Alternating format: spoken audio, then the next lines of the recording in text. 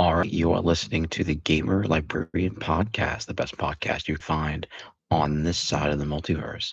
I am your host, Agent, and today we have a state of play. And what a state of play that was. We are eating. We are so back with, you know, just a few titles. It definitely wasn't entirely awesome across the board.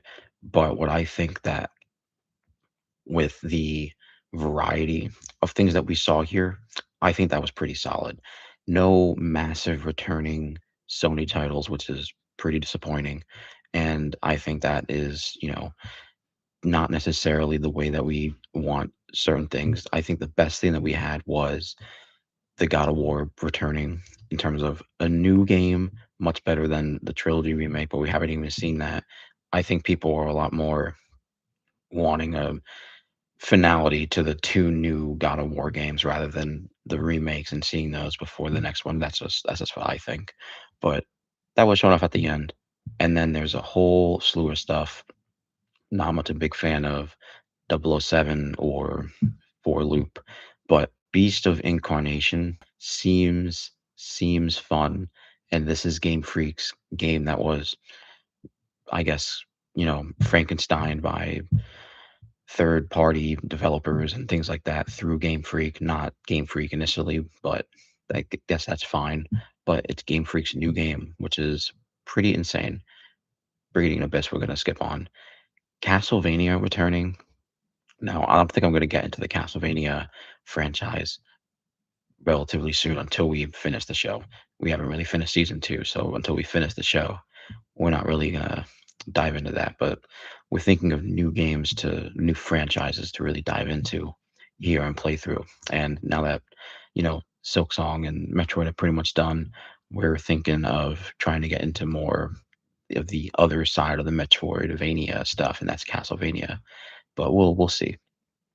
Now, Control Resonant seems to be something very special in terms of new 3D action games because this one has like gravity manipulation and you're like moving the terrain and like 3D scape, which is pretty cool so far, right? Just, axes or whatever. But from someone who's played Alan Wake from the beginning all the way to here, it's pretty insane to see that Control's coming back in such a massive way in terms of its gameplay compared to the last one, which is mostly just like a sci-fi shooter, has some like sci-fi powers, but that one was very self-contained. And this propels the story in new lengths. And maybe we're done with Alan Wake. I imagine somewhere in this game there's going to be an Alan Wake tease, and we're going to be waiting a long time for that as well. But that's neither here or there because Alan Wake spawned this game, and this game is pretty awesome. Not a new game, but we're seeing more and more of this game, which is awesome, especially it being, focused now on being shown on PlayStation showcases now instead of Xbox, considering it was wholly originally Xbox at some point. Crimson Moon, that seems relatively fun. Now, for Darwin's Paradox, the little, I guess, spiritual nod or something to Metal Gear. Seems like a very fun game. Might get that at some point, but we did also finish Metal Gear Solid 3, which was incredible up to certain points. Certain points it was pretty, I guess, difficult to just, maneuver around some of the areas, and then ultimately that was a big, hamper on getting through the game. I imagine that's pretty patched up or improved for the remake, which is pretty cool. But with the announcement of Metal Gear Solid 4 returning in the new Master Collection, I believe, I'm pretty excited because now we're gonna finally be able to play that game just off rip, no mods, no emulators, no none of that, just finally experience it because this was really the first Metal Gear that came out that like I knew of the franchise, and it was like, oh, it seems pretty cool. Never played it, didn't have a PS3, and then it comes a piece with Peace Walker, which is also pretty cool. I believe it's a PSP version of that game. I don't know if it's on any other hardware, and a John Wick game, which I guess we had some minor gameplay for it. Not much to really say about that. That's really, I think Hitman was really like the pinnacle of those type of games. And this game, if it doesn't have something like Sifu combat, I don't really want to be on that. I don't know if it's made by the people that made Sifu. It's made by Saber Interactive. I don't think they did that. But yeah, there was Death Stranding 2 for PC. Dead or Alive coming back is also incredibly awesome. That's pretty cool. Didn't play Ghost of Yotai, but I hear the multiplayer for the first game was also really fun. Kenna, I believe, is, a returning franchise. And then obviously Legacy of Kain is pretty sick. Marathon seems like it's gonna be something. Don't think we're gonna check that game out. But Marvel Tokon Fighting Souls with the inclusion of, a pretty well-rounded X-Men team. I think that you have two familiar characters, and then, Magic's been kind of, you know, up and coming in terms of, I guess, the last Marvel, stuff. So I guess we can call her up and coming. They're like an out of left field type character with Danger. Danger's really cool. I've been a big fan of Danger and a lot of the new mutants and things like that. I believe that's where she's typically from. Awesome, incredibly awesome. Now with the team stuff, maybe we're gonna get a obviously an Avengers team. I think we need a villain team. There's Doom. I think Venom is a good pick. I personally want Green Goblin or even Hobgoblin, any of the goblins. I always thought that they would be cool to be added to any of these Marvel fighting games. And ultimately, there's a whole bunch of other villains there, but I guess another one probably just be Thanos. I would think they're probably going to do Thanos in some way, make him do like all those gems or whatever. That sounds like a DLC character, but I think like as a final showcase of him just finally being there might be like already well rounded. Metal Gear, and then there's a slew of other games like the returning catalog. I really want to play Pragmata. Pragmata seems incredible. The Project Windless chicken game seems pretty cool. Like this evolution of Dynasty Warriors, it seems like they're really going for. Don't really know about playing as a chicken in this, but that's pretty goofy. Rayman's coming back now. Resident Evil. Resident Evil is coming back. This is incredible because this is like the furthest we've been in the story, I believe, in the video game so far. Like we don't ever go any further than this. We're returning to very well established lore areas. We have returning characters. I think Resident Evil is in a very, very special point to really enhance the franchise. And now this is the ninth entry in the ninth main entry in the mainline franchise of Final Fantasy, not Final Fantasy, Resident Evil. It's hard. See, all these keep hard to keep up with because they never get to nine. They never get to nine in most of these games. They have the movies franchises, which is also incredible. I think that them returning to Raccoon City will be something that could maybe put like a final capstone on this entire segment of Resident Evil. And it's not necessarily a bad thing. And I don't think that means that none of the other things about Resident Evil can return. But with Resident Evil being the ninth in this series and having such, just legacy ingrained in gaming with its current lore, its current story, its establishment, I think that if we're going to be talking, this is the ninth series, and they seem to be pretty calm and non-focused on Resident Evil spin-offs lately. They seem like they're really going for the mainline game. I mean, they canceled a good portion of those multiplayer games, it seems like. But for the most part, I think that since the evolution of Resident Evil 4, 5 with co-op, 6 still had co-op, and now we don't have co-op anymore. There's 7, which is now strictly horror focused. It was first person. There's 8, which was a kind of return to form to 4 to really reestablish itself, right? Same way as 7 did with horror, but this is more like on that action horror vibe instead of just strictly horror. And now 9 seems like it's going that we're going to try and lean into co-op or those dual stories and still make it horror and actiony the same as 4, 5, 6, 7, and 8. And so with these remakes too, there's the Resident Evil 2 remake, which was phenomenal. I hear there's a lot of contention about the 3 remake, and the 4 remake is also really good. So what is to say that's going to happen about Resident Evil 1 or Origins remake or even like a Revelations, right? Because Revelations, I think, could also maybe be a co op type game if it's not already on the 3DS. From what I remember, I played it on the Xbox when it was like first ported to it, and that was how I played it. But I think that if Resident Evil 9 is going to be doing what I think it's going to be doing, maybe it could tie into the movie franchise and just make little nods to that. Maybe you could just finally make Raccoon City and its current establishment not the main focus anymore. Because I think that was kind of maybe a decent test for doing it in 7.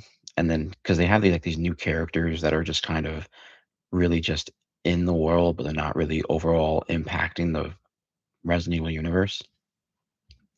I think it wouldn't be terrible for not a re-establishing, like not just a new Raccoon City and a new set of Leon and Chris and Jill and all that stuff.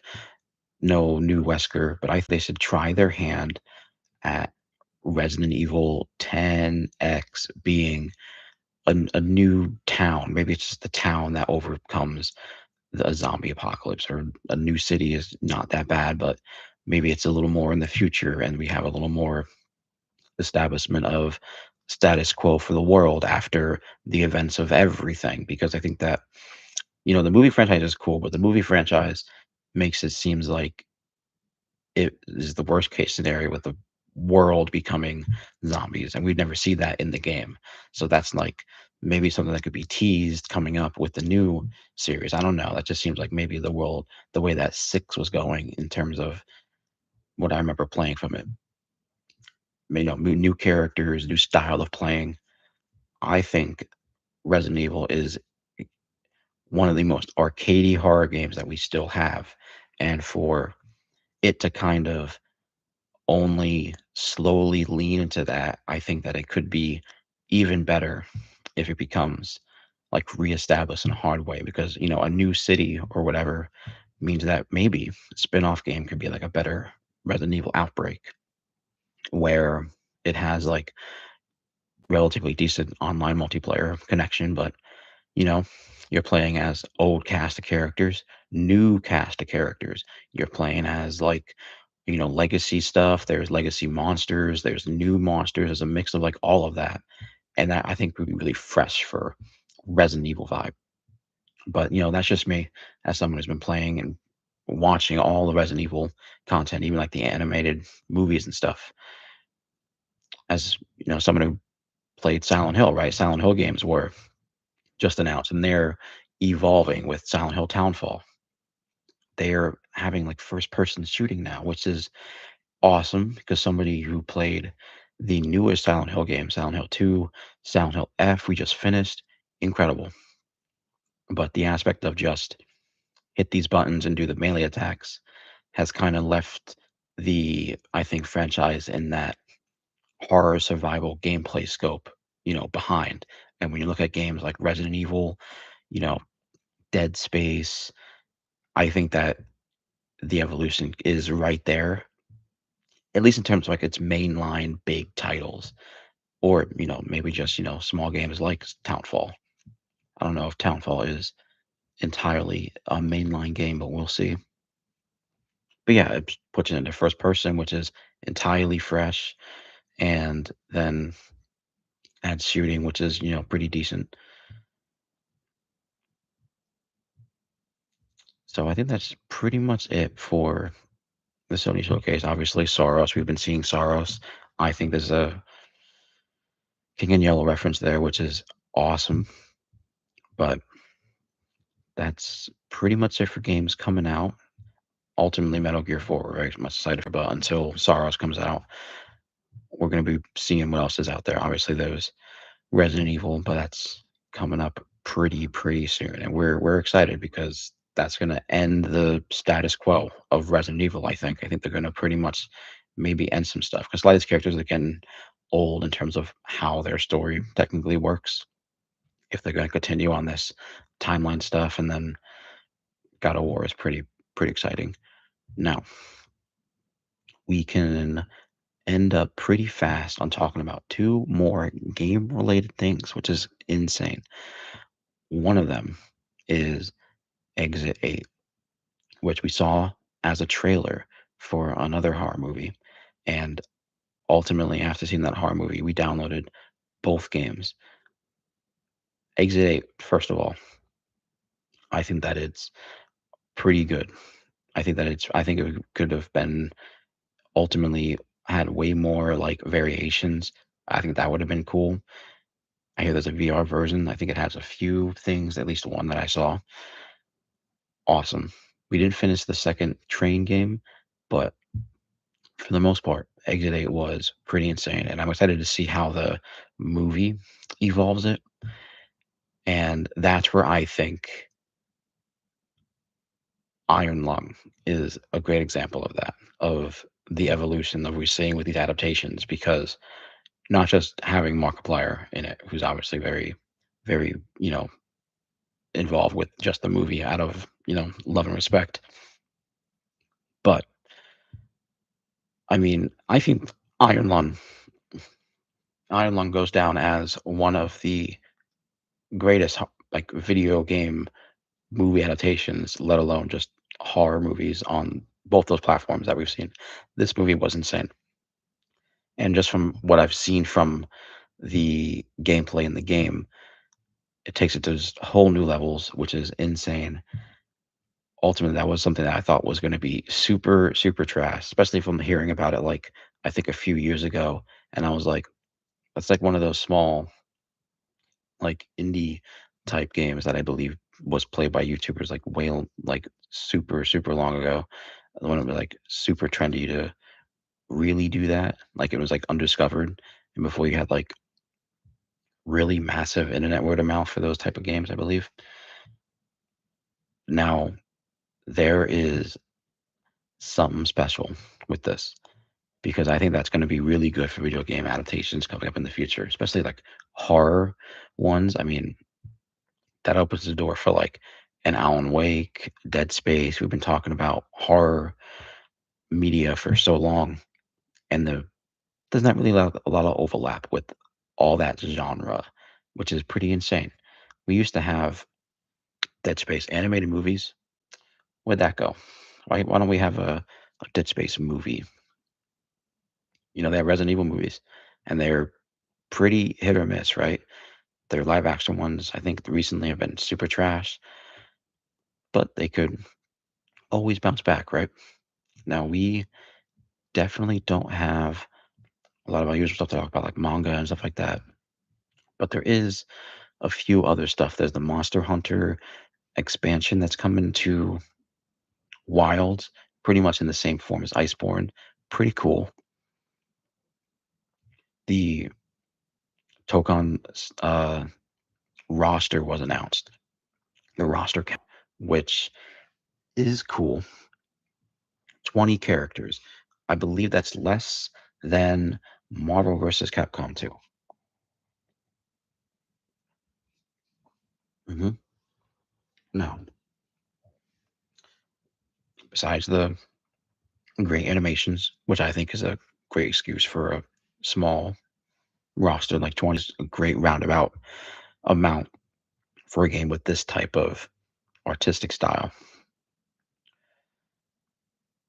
But I'm always in the realm of more, not less, when it comes to fighting game rosters. Like I just to me, that was like always one of the coolest things with these rosters. And when I think about something like One Piece coming out, like a not a 3D One Piece game, mm-mm, a anime Guilty Gear Marvel Tokon style fighting game for One Piece. I don't think that there should be like multiple versions like we see with the only example I can think of is the Naruto Storm games. I don't know what they're called for the One Piece games. But like they're pretty much the same with Dragon Ball Budokai, where I believe the first Budokai only went up to the first Majin stuff, and now with the newest Budokai, we have Super, right? In that kind of example, I don't want multiple games. In a perfect world, One Piece may have an ending, but I think that if we're gonna be talking about a game with this massive roster, man, we got to start thinking about these games being like forever games, forever games. If we're talking like that line, but 20 is just pretty disappointing for a launch roster. I was kind of hoping more for like 25, 30. I think that realm is a lot more you know enjoyable because then you have like a little extra when you start thinking about just like team makeup dynamics. You just still have like a good amount where it's not like a lot of overlap with just four teams. There's gonna be DLC, which is insane. Don't know what they're gonna be doing for that. Now, Eugenics is a hot topic now. We played it, and it's a good roguelike. It has a lot of mechanics that make the game pretty bearable, other than just losing your cats. But we're striking it through. But there's a lot of contention about this game, and I would have liked to see this game be game of the year. I think that if it keeps up with like DLC updates, I don't know what they're really going to be doing with that, but not just improvements. I think that they just do like free drops or whatever. It could be game of the year material just from what we were talking about and what's been said about it online. I think it could contend maybe with some of the other games if it does things right. Diablo is actually getting DLC to a 20 euro game. I can't believe that, which is incredible, super incredible.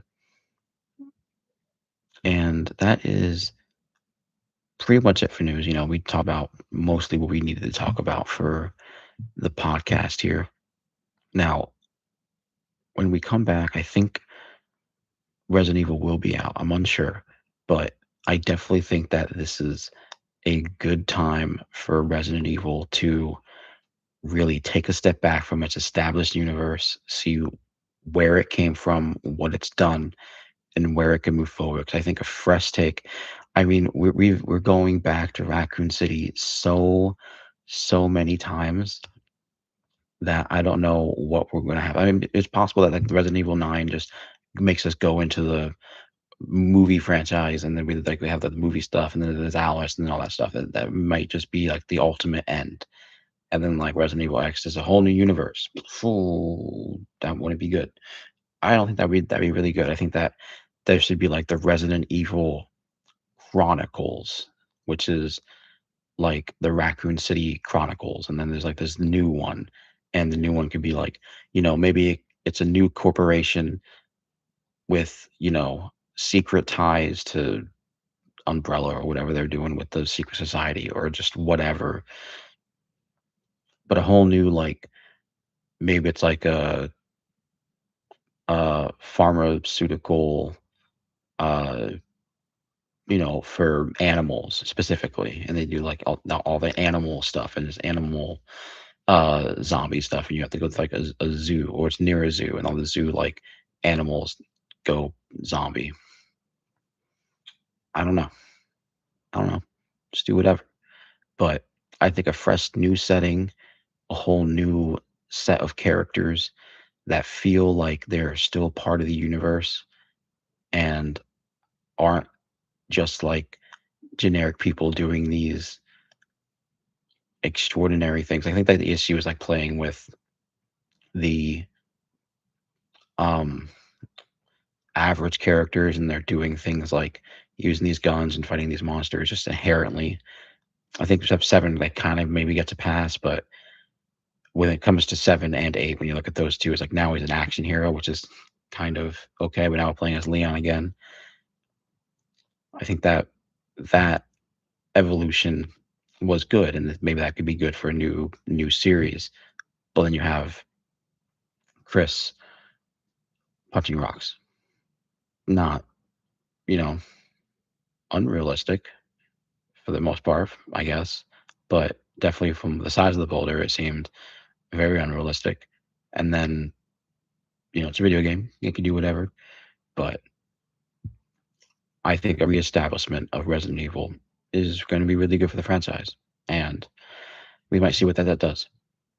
All right, that's pretty much really what I have to say about all that. It was pretty good state of play. I think it was rounded it really well.